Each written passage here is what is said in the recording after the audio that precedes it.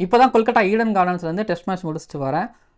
அக்சர் பட்டேல் கேஷவ் மகாராஜை 4 6 அடிக்கும் போது கொல்கட்டா ஈடன் கார்டன்ஸே ஒரு மாதிரி கொந்தளிச்சுது. அதாவது தோற்றுருவோம் அப்படிங்கிற நம்பிக்கையில் இருக்கும்போது ஜெயிச்சிடலாம்ப்பா அப்படின்னு ஒரு நம்பிக்கை கொடுக்கும்போது ஒரு சிங்கிளுக்கும் அதுக்கப்புறம் ஒரு 2-3 ரன்களுக்கும் இந்தியன்ஸுகளை வந்து ஒரு மாதிரி என்ன சொல்ல சந்தோஷத்தில் இருந்தவங்களுக்கு இது மாதிரி 6-4 பார்க்கும்போது அது இன்னும் ஏன்னா இன்றைக்கி ஜெயிச்சிருவோம் அப்படிங்கிற நம்பிக்கையில் தான் வந்திருந்தாங்க. பட் அது நடக்க போகுதுன்னுங்கும் போது ஃபேன்ஸோட சத்தம் அப்படியே வானத்துக்கு போச்சு. திரும்ப கேஷவ் மகாராஜ் வந்து பேட்டிலுக்குள்ளே இழுத்தார். அக்சர் வந்தார், பால் மேலே போச்சு, பால் கீழே டெம்பா பவுமா கேட்சு, அக்சர் காலி, அப்படியே வானத்துக்கு போன சவுண்டு கீழே வந்துச்சு. அங்கே சைலன்ஸ் ஆனாங்க கொல்கட்டா ஈடன் கார்டன்ஸ் ரசிகர்கள். அதுக்கப்புறம் சைலன்ஸ் பண்ணிட்டாங்க Keshav Maharaj, Temba Bavuma, Harmer எல்லாரும் சேர்ந்து.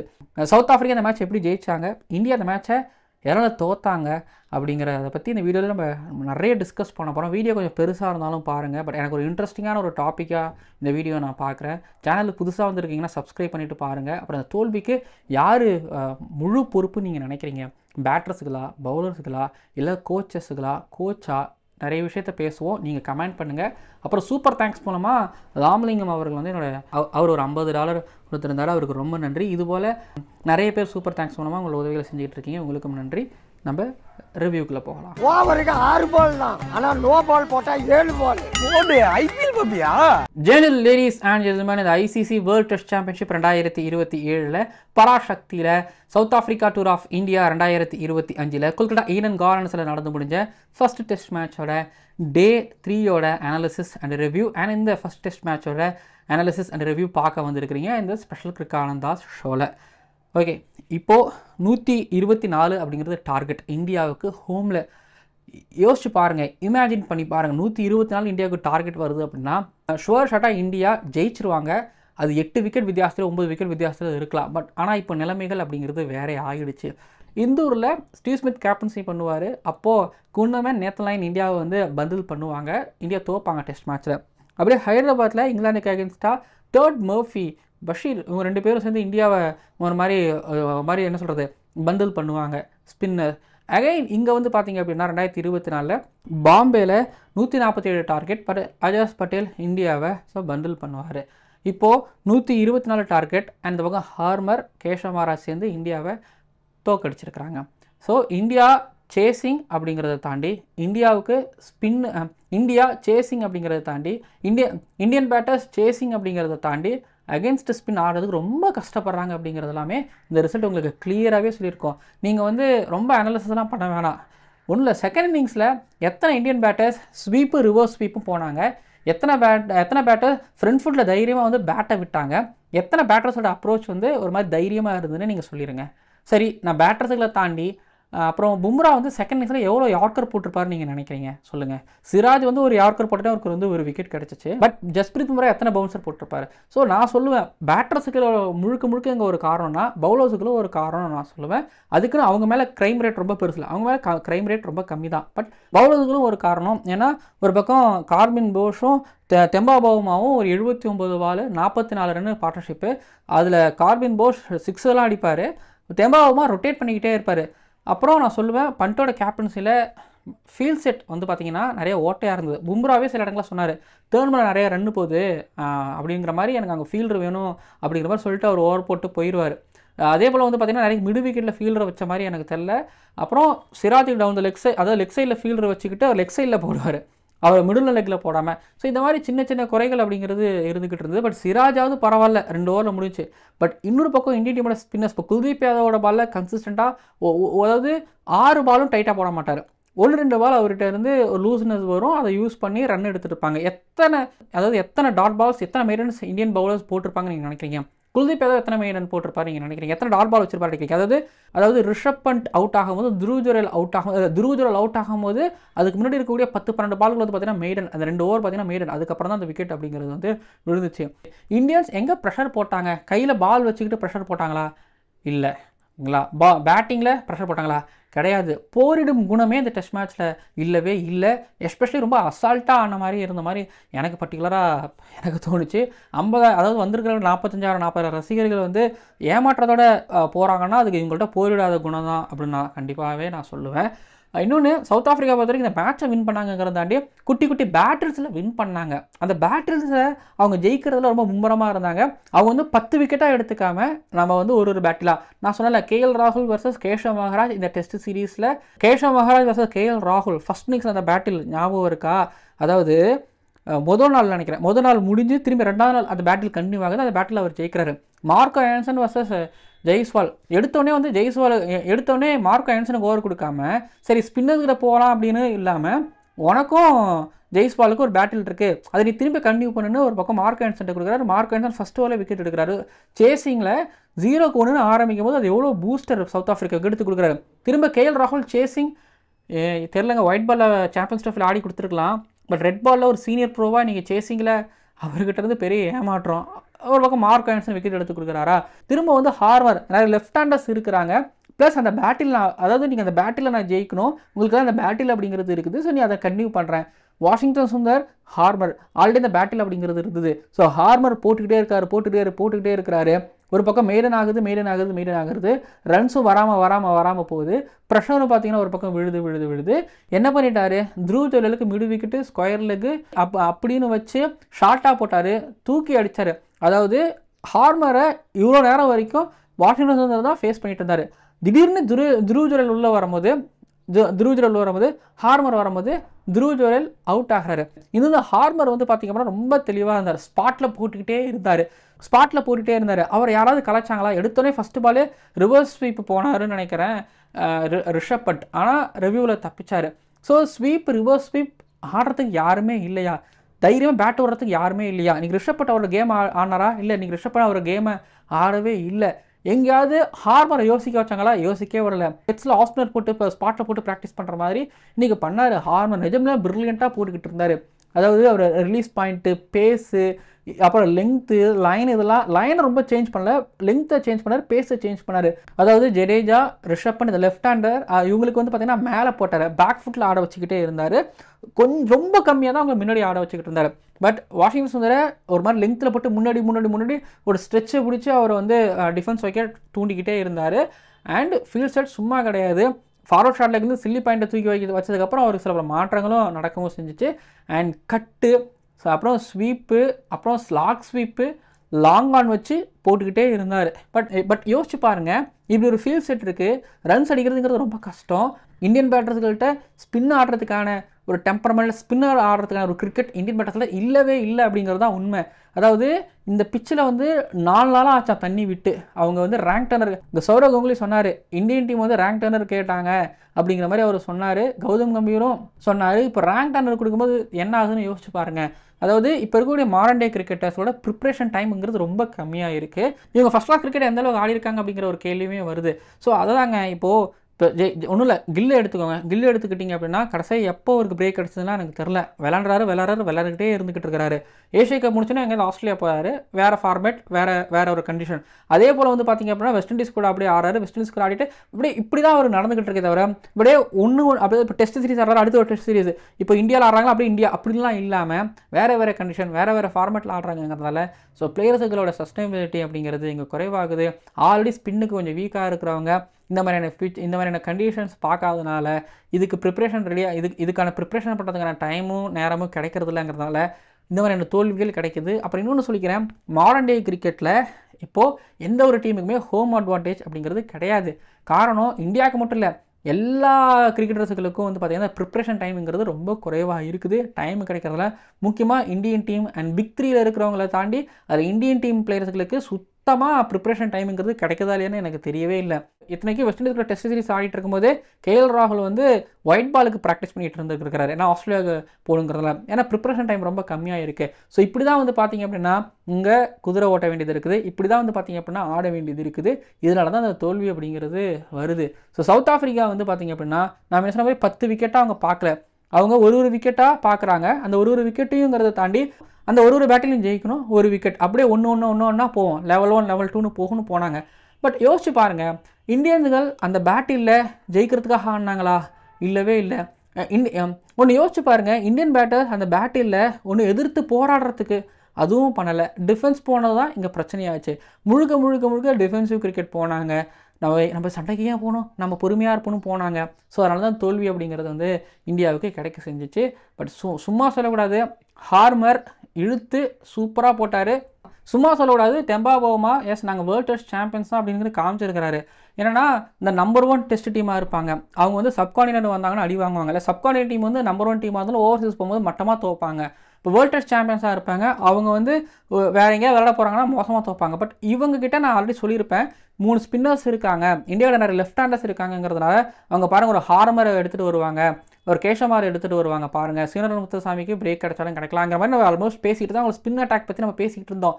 பட் நிறைய லெஃப்ட் ஹேண்டர்ஸ் இருக்காங்களா, ஸோ என்னோட 11th வந்து நான் ஒரு ஆஃப் ஸ்பின்னரை உள்ளே கொண்டு வரேன் அப்படின்னு கொண்டு வந்தார். அப்புறம் விக்கெட்டு, அதாவது ஒரு பக்கம் வாஷிங் நல்லா விளையாண்டுருக்காரு, அந்த இடத்துல வந்து பார்த்தீங்கன்னா மர்க்ரமோட ஓவர்ஸில் கொஞ்சம் ஒரு மாதிரி 2 6ஓ 2 பவுண்டரியோ போச்சுன்னா கொஞ்சம் பிரச்சனையாகும். ஆனால் மர்க்ரம் உள்ளே கொண்டு வந்தனால தான் வாஷிங்டனோட விக்கெட் அப்படிங்கிறது அவருக்கு கிடச்சிச்சு. ஒரு ஓவராக 2 ஓவர் கொடுத்ததுனால தான் அந்த இடத்துல விக்கெட் அப்படிங்கிறது கிடச்சிச்சு. ஸோ அவர் ட்ரஸ்ட் பண்ணார். ஒரு பக்கம் ரபடா இல்லை, நம்ம கார்பின் போஸோட வரேன், எல்லாருமே யோசிச்சுட்டு இருப்பாங்க என்னடா ரபடா இல்லை கார்பின் போஸோட வராங்க, அவளுக்கு இடுப்பில் ஏதோ பிரச்சனையாப்பா ரபடாவுக்கு அப்படின்னு யோசிக்கும் போது சரி நம்ம வருவோம் பார்த்துப்போன்னு சொல்லி இன்னொரு ஸ்பின்னரை கொண்டு வராமல் கார்பின் போஸோடவே கொண்டு வந்தார். கார்பின் போஸ் வந்து ரிஷப் பண்டோட விக்கெட் எடுத்தார். மார்க்ரமுக்கு பவுலிங் கொடுக்கும்போது மார்க்ரம் வந்து பார்த்திங்க அப்படின்னா ஒரு விக்கெட் அக்செப்டட் விக்கெட் எடுத்தார். இன்னொன்று ஹார்மரா சீனரன் முத்துசாமி அங்கே வந்து நல்லா போட்டிருக்காருங்கிறது ஒன்று இருக்குது. Player of the series award Harmer வாங்கினான்னு நினைக்கிறேன். Not wrong. பிடி டெஸ்ட் மேட்ச் ஜெயிச்சதுலேயும் வந்து ஹார்மரோட பங்கு அப்படிங்கிறது இருந்துச்சு. சரி லெஃப்ட் ஹேண்டர்ஸ் நான் வந்து ஹார்மர் எடுத்து வரேன்னு சொல்லி எடுத்து வந்தனால தான் ஹார்பர் இன்றைக்கி player of the match award வாங்கியிருந்தார். அவர் இந்த 11th ட்ரஸ்ட் பண்ணார். இந்த 11th வச்சு நம்மளால் ஜெயிக்க முடியும் அப்படிங்கிறத நம்பி இருக்கிறாரு. அதனால தான் ஜெயிக்கவும் செஞ்சார். தென் அவரோட 50 இந்த பிச்சில் வந்து பார்த்திங்க அப்படின்னா அவரோட 50 எவ்வளோ குவாலிட்டியான 50 அப்படின்னா அவர் ஆல்மோஸ்ட் வந்து ஒரு 120 பால்களுக்கு மேலே 100 பால்களுக்கு மேலே பிடிச்சிருந்துருக்கலாம். பட் அந்த டே 2 வந்து பிச் பார்த்திங்கன்னா டே 3 பிச்சை விட ரொம்ப ட்ரிக்கியாக இருந்துச்சு. அந்த டே 2 சாயங்காலத்தில் ஒரு 60 பால் அவர் ஃபேஸ் பண்ணியிருந்திருப்பார். அப்போ ஒரு 30 ரன்னோ என்னமோ சம்திங் எடுத்திருந்தார். அந்த 30 ரன்னும் அந்த ட்ரிக்கி சர்ஃபேஸில் ஒரு 60 பால் சர்வே பண்ணார்ல, அந்த சர்வே பண்ணதுனாலையும் அதில் ஆனதுனாலே அவருக்கு கிடைச்ச வெகுமதியாக தான் மீதி அடுத்து இருக்கக்கூடிய ஒரு இன்னொரு 20-30 ரன்களையும் ஒரு 60-70 பால்களையும் நான் பார்ப்பேன். ஏன்னா அவ்வளோ கிரிட்டினஸ் அவ்வளோ டெம்பரமெண்ட் இருந்துச்சு. டெம்பா பவுமா இதுதாங்க டெம்பா பவுமோட கிரிக்கெட். டெம்பா பவுமா 6வது இடத்துல பொதுவாக வருவார் அப்படின்லாம் வந்து அங்கே ஒரு 100 அடிச்சிருக்கிறாரு. 100 அடித்த முதல் சவுத் ஆஃப்ரிக்கன் பிளேயர் நினைக்கிறேன் அந்த பொசிஷனில் வந்து. அவர் எப்பவுமே லோவர் மிடில் ஆர்டரில் வருவார், வந்து டெய்லண்டர்ஸ் கூட சேர்ந்து ஒரு பார்ட்னர்ஷிப் போட்டு டீமுக்கு ஒன்று பண்ணுவார். ஏபிடி வில்லியர்ஸா டெம்பா பவுமாவா லோவர் மிடில் ஆர்டர் சூப்பராக விளையாடுறது அப்படிங்கிற டிபேட் வச்சிங்கன்னா அதில் டெம்பா பவுமாவுக்கே ஓட்டுகள் மேபி வரணும். ஏன்னா டெம்பா பவுமா நிறைய தடவை பண்ணி கொடுத்துருக்காரு. கார்பின் போஸ் கூட ஒரு பார்ட்னர்ஷிப் 79 பால் 44 ரன்னு, ஹார்மர் கூட வந்து 38 பால் 18 ரன்னு, வேல்யூபலான ரன்ஸ் 44, இங்கே ஒரு 18 ரன் யோசிச்சு பார்த்தீங்கன்னா 60 ரன் வந்துச்சு. இல்லைனா இந்தியாவுக்கு டார்கெட் ஒரு 90 வந்திருக்கலாம், இந்தியா ரொம்ப அசால்ட்டாக வின் பண்ணியிருந்திருப்பாங்க. டெம்பா பவுமாவை பொதுவாக எல்லாரும் ட்ரோல் பண்ணுவாங்க, கிரவுண்ட்லையும் ட்ரோல் பண்ணாங்க, வெளில இருக்கிறவங்க ட்ரோல் பண்ணாங்க, ஒரு ஹைட் வச்சு ட்ரோல் பண்ணுவாங்க. ஏரி ஒரு மாதிரி சூப்பராக செஞ்சுட்டு போயிட்டாரா, கேப்டன்ஸ்லையும் சரி. அப்புறம் டாஸை வின் பண்ணி சரியான ஒரு முடிவு எடுத்தார். ஏன்னா கண்டிஷன்ஸ் ரொம்ப இந்தியன்ஸுகளை விட ரொம்ப நல்லா புரிஞ்சுக்கிட்டாரு நான் நினைக்கிறேன். டாஸை வின் பண்ணி பேட்டிங் எடுத்ததுங்கிறது நல்ல முடிவுங்கிறது அவங்க காமிச்சிட்டாரு. இந்த பிளேயரை கொண்டு வந்து எனக்கு அந்த பிளேயர் வந்து நல்லா பண்ணி கொடுத்துட்டான் அப்படிங்கிறதையும் ஒன்று. அப்புறம் அவர் பேட்டிங் ப்ளஸ் பவுலிங் ரொட்டேஷன் இதெல்லாமே சக்ஸஸ்ஃபுல்லாக இருந்திருக்கு. இந்த மேட்சை ஜெயிக்கிறதுக்கு ஒரு ஹிஸ்டாரிக் விக்டரியை கொல்கட்டா ஈடன் கார்டன்ஸில் பெறுறதுக்கு இந்த வேர்ல்டு டெஸ்ட் சாம்பியன்ஸை பெருமைப்படுத்துறதுக்கான ஒரு காரணமாகவும் டெம்பா பவுமாவை நான் சொல்வேன். ஸோ பிளேயர் ஆஃப் த மேட்சோட ஹார்மர்னா இவ்வளோ டிபார்ட்மெண்ட்டையும் ரொம்ப சரியாக பண்ணேன், இவ்வளோ ரோல்ஸையும் ரொம்ப சரியாக பண்ணேன், பர்ஃபார்மன்ஸ் கொடுத்த டெம்பா பவுமாவும் ஒரு player of the match, Temba பவுமாவும் ஒரு player of the match award வின்னராக தான் நான் பார்க்குறேன். நம்ம கிரிக்கானதாஸ் யூடியூப் சேனல் வேணால் பராசக்தி பர்ஃபார்மர்ஸ் வந்து நான் ஹார்மருக்கும் கொடுப்பேன், டெம்பா பவுமாவுக்கும் கொடுப்பேன். அப்புறம் இன்னொன்று ரோலர் கொஞ்சம் விளாண்டுச்சுன்னு நான் நினைக்கிறேன். நான் பார்க்கும்போது நிறைய லைட் ரோலர் தான் யூஸ் பண்ணாங்க. பட் இன்றைக்கி காலையில் ஹெவி ரோலர் யூஸ் பண்ணாங்க. இந்த ஹெவி ரோலர் யூஸ் பண்ணதுனால விக்கெட் நல்லா செட்டில்ட் ஆகிடுச்சு. காலையில் ரொம்ப பெருசாக, அதாவது இன்னொன்று கேஷவ் மகாராஜுக்கும் பால் பெருசாலாம் வரல, ஜடேஜாவுக்கும் பால் பெருசாலாம் திரும்பவும் இல்லை, குல்தீப் யாதவுக்கும் பெருசாக திரும்பவும் இல்லை. அதனால் கேஷவ் மகாராஜ் கார்பின் போஸ்லாம் நல்லா விளையாட முடிஞ்சிச்சு, அக்செப்டெல்லாம் அடிக்கவும் செஞ்சாங்க. இன்னொன்று கவனிச்சிங்கன்னா கேஷவ் மகாராஜ் திரும்பவே இல்லை, அவருக்கும் பெருசாக ஓவர் கொடுக்கல. ஆனால் என்ன ஆகிடுச்சு அப்படின்னா அக்ஷர் பட்டேல் ஒரு 4-6 அடித்த உடனே திரும்ப எனக்கு வந்து 6-4லாம் மேட்டரே கிடையாது, எனக்கு உன்னோட ஒரு விக்கெட் எடுத்தனா நாங்கள் ஜெயிச்சிருவோம், நீ அடிச்சுக்க எவ்வளோ தான் அடிப்பேன், எத்தனை 6 அடிப்பேன், பரவாயில்ல அடி அப்படின்னு சொல்லி, அதுதான் டெஸ்ட் கிரிக்கெட்டு, நான் டெஸ்ட் பண்ணுறேன் அப்படின்னு சொல்லி டெஸ்ட் கிரிக்கெட்டில் கேஷவ் மகாராஜ் நான் ஒரு அண்டர்ரேட்டராக நான் பார்க்குறேன். கேஷவ் மகாராஜ் ரெட் பால் கிரிக்கெட்லேருந்து ஒயிட் பால் கிரிக்கெட்டில் வரும்போது நேத்தன் லயன் வந்தார், காணா போயிட்டார். அஸ்வினே பிரேக் விட்டு வந்தார். But Keshav Maharaj red ball வந்து ஒயிட் பாலுக்கு வந்து கேப்டன் ஆகி T20 ஓடி டெஸ்ட் சக்ஸஸ்ஃபுல்லாக இருக்கிறாரு அப்படின்னா அது காரணம் அவரோட டெம்பர்மெண்ட், அவரோட கிரிட்டினஸ். சரி, இழுத்து போட்டார், பால் மேலே ஏறிச்சு, பாலுக்கு கீழே டெம்பாவோமா அவுட்டு. இதான் கேஷவ் மகாராஜ் கடைசி விக்கெட் எடுத்தார். அதாவது பாருங்களேன், நான் வந்து த்ரூ அவுட் அந்த மேட்ச்சில் நான் விக்கெட்டே எடுக்கலனாலும் நான் வந்து ஒரு விக்கெட் எடுப்பேன், அந்த ஒரு விக்கெட் மேட்ச்சை ஜெயிச்சு கொடுக்கும், அதுதான் நான் அப்படின்னு கேஷவ் மகாராஜ் இன்றைக்கி காமிச்சிருக்கிறாரு, டெம்பாவோமா காமிச்சிருக்கிறாரு. அப்புறம் இந்தியன் டீம் பேட்டிங் பண்ணும்போது லைட் ரோலர் யூஸ் பண்ணாங்க.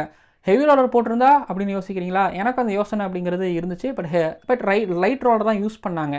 சரிங்க, தோக்கிறதுக்கு காரணம் நம்ம ரோலரு, பிச்சு, அதான் சொல்லிக்கிட்டே போகலாம். பட் சொன்னியோன்னு சொல்லணும்னா இந்தியன் பேட்டர்ஸ்கள்கிட்ட வந்து ஸ்பின் ஆடுறதுக்கான திறன் ரொம்ப குறைவாக இருக்குதோ அப்படிங்கிறது மாதிரி தான் எனக்கு தோணுச்சு. நேற்றுக்கு நான் சொல்லியிருப்பேன்ல, நான் நிறைய சொல்லியிருப்பேன், டிஃபென்ஸ் பற்றி நிறைய சொல்லியிருந்திருப்பேன், ரன்னை ரொட்டேட் பண்ணுறதை பற்றி நான் நிறைய சொல்லியிருந்திருப்பேன்.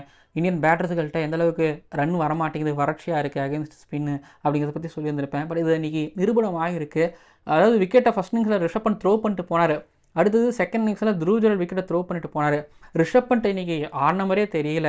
ரவீந்திர ஜடேஜாவுக்கு வந்து பார்த்தீங்கன்னா எல்பிடபிள்யூ முன்னாடி வச்சு ஆனார், அவர் நல்லா ஆனார். பட் அன்ஃபார்ச்சுனேட்லி ஸோ பிச்சில் வந்து தண்ணி விடலை, ட்ரையாக தான் இருந்துச்சு, ரேங்க் டர்னராக இருந்துச்சு, ஆடுறது கஷ்டம். எஸ் கரெக்ட், இந்த கண்டிஷன்ஸ்லாம் ஆடுறதுங்கிறது ரொம்ப கஷ்டம். இந்தியா ஒருவேளை டாஸை வின் பண்ணி ஃபஸ்ட்டு பேட்டிங் தான் ஜெயிச்சிருப்பாங்களா? எனக்கு கேள்விக்குறி தான். ஏன்னா சரி டைரெக்டாக பதில் சொல்கிறேன், இல்லை இந்தியா ஜெயிக்க மாட்டாங்க. ஏன்னா இந்தியன்களால் அந்த ஸ்பின் ஆடுறதுக்கான ஒரு திறனுங்கிறது இல்லை, அந்த ஸ்கில் இல்லைங்கும் போது எப்படி ஆடுவாங்க சொல்லுங்கள்? நீங்கள் வந்து ரோலர் வந்து ஹெவி ரோலர் யூஸ் பண்ணால் ரைட் ரோலர் யூஸ் பண்ணியிருக்கிறாங்க, அது பேட்டிங் டீம் தான் முடிவு பண்ணணும். பட் ஆனால் இதையும் சொன்னால் அதுக்கப்புறம் வந்து பார்த்திங்க அப்படின்னா பிச்சை குறை சொன்னால், ஹார்மர் நல்லா போட்டிருக்காரு, இதெல்லாம் சொன்னாலும் பேட்டிங்கில் நீங்கள் எங்கே போனீங்க, என்ன பண்ணீங்க அப்படிங்கிற கேள்வி தான் எனக்குள்ளே வருது. இந்தியா கிட்ட ஸ்பின் ஆடுறதுக்கான பிளேயர்ஸ் இல்லை நீங்கள் யோசிச்சு பாருங்கள், சவுத் ஆஃப்ரிக்கா கிட்ட வந்து நல்ல குயிக்ஸ் இருக்காங்க, ஸ்பின் ஆடுறதுக்கான பிளேயர்ஸ் பேட்டிங் கொஞ்சம் கம்மியாக தான் இருக்காங்க, பட் நல்ல ஸ்பின்னர்ஸ் இருக்காங்க. பட் இந்தியா கிட்ட ஸ்பின்னர்ஸ் இருக்காங்க, ஃபாஸ்ட் பவுலர்ஸ் இருக்காங்க, பட் ஸ்பின் ஆடுறதுக்கான பேட்டர்ஸ். ஸோ எல்லா டீம்லையும் லூப் ஹோல் இருக்குது. பட் இந்தியா அன்ஃபார்ச்சுனேட்லி ஒரு சப்கான்டினென்ட் டீமாக இருக்காங்கிறதுனால சப்கான்டினென்ட்டில் இப்போ தோக்குறாங்க, ஹோமில் தோக்குறாங்க.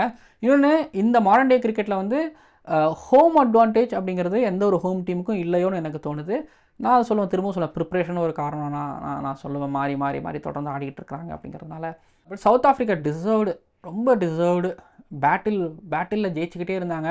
அவங்கக்கிட்ட ரொம்ப 2-3 பேர்ட்ட அந்த டெம்பர்மெண்ட் அப்படிங்கிறது இருந்துச்சு. இது டெம்பாவோட இருந்த டெம்பர்மெண்ட். இங்கே இப்போ இந்தியன்ஸுக்கு பார்த்தீங்கன்னா ஒரு ஸ்டார்ட் கிடச்சிச்சு. அந்த ஸ்டார்ட்டை த்ரோ பண்ணிட்டு போனாங்க. நிறைய பேர் த்ரோ பண்ணிட்டு அவுட் ஆகிட்டு போயிட்டே இருந்தாங்க. தென் அந்த ஸ்டார்ட்டை கன்வெர்ட் பண்ணாமல் விட்டுட்டாங்கல்ல. டெஸ்ட் கிரிக்கெட், அதாவது ஒயிட் பால் கிரிக்கெட் ஆடிட்டு போனாங்க.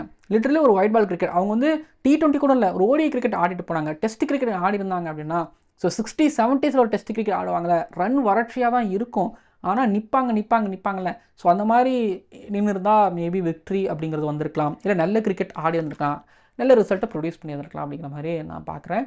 ஸோ அப்புறம் இன்னொன்று சொல்கிறேன், எல்லோரும் IPL retentions, trade, Jadeja, Sanju Samson, Chennai Super Kings, Rajasthan Royals, Andre Russell, Venkatesh ஐயர்னு இருக்கும்பொழுது இந்த டெஸ்ட் சீரிஸ் பற்றி ரொம்ப பெரிய பஸ் இல்லாமல் இருந்துக்கிட்டே இருந்தது. நான் சொல்லியிருந்திருப்பேன், இங்கே பாருங்கள் சவுத் ஆஃப்ரிக்கா ஜெயிக்கிறதுக்கு ஒரு வாய்ப்பு இருக்குது, ஏன்னா கொல்கத்தா ஈடன் கார்டன் அப்படி இப்படின்லாம் நம்ம சொல்லியிருந்திருப்போம். பட் இன்றைக்கி அது நடந்திருக்குது. அவங்கள ஸ்பின் அட்டாக்கை பற்றி சொல்லியிருப்பேன், ஸ்பின் அட்டாக் தான் ஜெயிக்க வச்சிருக்கு.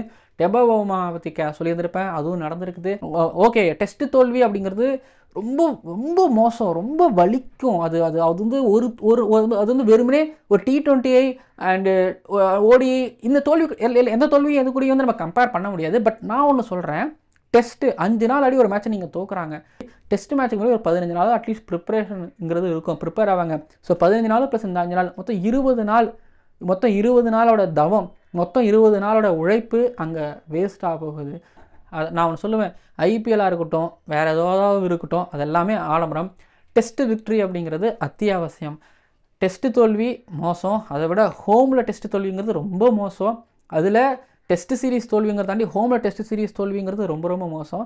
இப்போ வேர்ல்டு டெஸ்ட் சாம்பியன்ஸ் நவம்பர் 22 கவுஹாத்திலையும் ஜெயிச்சு இந்த சீரீஸை கைப்பற்றுன்னு நினைப்பாங்க. 1999 ஹென்சி கொரினியோட டீம் ஒன்று வந்துச்சு. அப்போது அங்கே லைட்னிங் ஆலன் டொனால்ட்லாம் இருந்த ஒரு காலகட்டம், லான்ஸ் லூஸ்னால இருந்த ஒரு காலகட்டம் அது.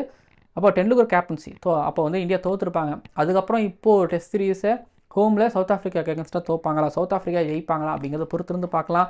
கவுஹாத்தி நான் பார்த்த வரைக்கும் ஃப்ளாட் 10 வீடு வாங்கி போகலாங்கிற அளவுக்கு ஃப்ளாட்டாக இருக்க போது நான் நினைக்கிறேன். பார்ப்போம். பிச் ப்ரிப்ரேஷன், அதை தாண்டி பிளேயர்ஸோட ப்ரிப்ரேஷன் அப்படிங்கிறது நிறைய இருக்குது. NCAலாம் வச்சுருக்காங்க, பெரிய NCAலாம் உருவாக்கியிருக்கிறாங்க. ஆனால் ஸ்பின் ஆடுறதுல கஷ்டப்படுறாங்களேப்பா அப்படின்னு தோணுது. ஸோ நான் வந்து நிறைய விஷயங்களை கொஞ்சம் ஃப்ராங்காகவே பேசியிருப்பேன். பட் எனக்குன்னு ஒரு பவுண்டரி இருக்குது, அதை வச்சு நான் பேசியிருந்திருப்பேன். உங்களுக்கு கருத்தில் தாராளமாக நீங்கள் பதிவு பண்ணலாம்.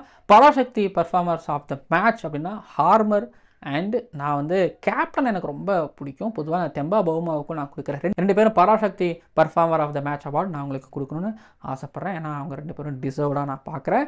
அப்புறம் இந்தியாவோட தோல்விக்கு என்ன காரணம் நான் சொல்லியிருக்கிறேன் பாருங்க. இந்தியன் டீமுக்கு ஸ்பின் ஆடுறதுல பிரச்சனை, டெம்பரமெண்ட் பிரச்சனை, இவ்வளோ நான் சொல்லியிருப்பேன். பவுலிங்லேயும் பிரச்சனைன்னு சொல்லியிருப்பேன். அப்புறம் பிளேயிங் லெவலில் சோமனி லெஃப்ட் ஹேண்டர்ஸ் அப்படிங்கிறது ஒரு கேள்வி இருந்துகிட்டு இருக்கு. ஒரு காலகட்டத்தில் சோமனி ரைட் ஹேண்டர்ஸ் இருந்தாங்க, இப்போ சோமனி லெஃப்ட் ஹேண்டர்ஸ் இருக்கிறாங்க. இந்தியன்ஸுக்கு இந்த லெஃப்ட் ஹேண்டர்ஸ் தேவை அப்படின்னு ஒன்று இருந்துச்சு. இப்போ லெஃப்ட் ஹேண்டர்ஸ் நிறைய பேர் வந்திருக்கிறாங்க. ஆனால் லெஃப்ட்டோ ரைட்டோ அவங்க சரியாக விளையாடணும். ஐயோ நீங்கள் நிறைய பேர் லெஃப்ட் ஹேண்டர் இருக்கீங்க, அப்போ அங்கே ஆஃப் ஸ்பின்னர் கொண்டு வந்துடுறாங்க, அப்போ அதுக்கு என்ன நிறைய பேர் ரைட் ஹேண்டராக போட்ட முடியும், அப்போ ரைட் ஹேண்டர் இன்னொரு சீனர் முத்துசாமி ஆட் பண்ணி ஜெயிக்க மாட்டாங்களா? ஸோ கம்ப்ளைண்ட் பண்ண வேணாம். இன்னும் நல்லா ஆடுறதுக்கான ஒரு திறனை வளர்த்துக்கிட்டாலே முடிஞ்சு போச்சு. அது வந்து 5 நாளில் 6 நாளாக முடியாது. ஓகேங்க, வீடியோ நிறைவேறுகிறது. 2016 நாக்பூர் டெஸ்ட் மேட்ச் ஞாபகம்லாம் வந்துட்டு போகுது எனக்கு. சரிங்க, சூப்பர் தேங்க்ஸ் மூலமாக உங்களால் முடிஞ்ச உதவி செய்யுங்க. அடுத்த வீடியோக்குள்ள நான் உங்களை சந்திக்கிறேன். அப்புறம் வீலாகு டெஸ்ட் மேட்ச் முடிஞ்சிச்சு இல்லை, நான் கல்கட்டா கொஞ்சம் சுற்றி உங்களுக்கு கொஞ்சம் காமிக்கிறேன். நான் சில இடங்கள்லாம் போகலான்னு இருக்கேன், போயிருக்கிறேன். அது எல்லாத்தையும் ஒரு நாள் ஒரு வீடியோவாக ஒரு எபிசோடாக உங்களுக்கு வரும், 2 எபிசோடாக வரும். கவுஹாத்தி போகிறது வரைக்கும் கல்கத்தாவில் சில பல விஷயங்கள் கிரிக்கெட்டாகவும் உங்களுக்கு வரப்போகுது. பார்க்கலாம் அடுத்தடுத்த வீடியோக்குள்ளே. பாருங்கள், கிரிக்கானந்தா விலாக் பாருங்கள். எனக்கு கிரிக்கானந்தா விலாக், அதாவது கிரிக்கானந்தா விலாக் 2-3 ஆயிரம் வியூஸ் வந்தாலே ரொம்ப சந்தோஷப்படுவேன். ஆமாம்.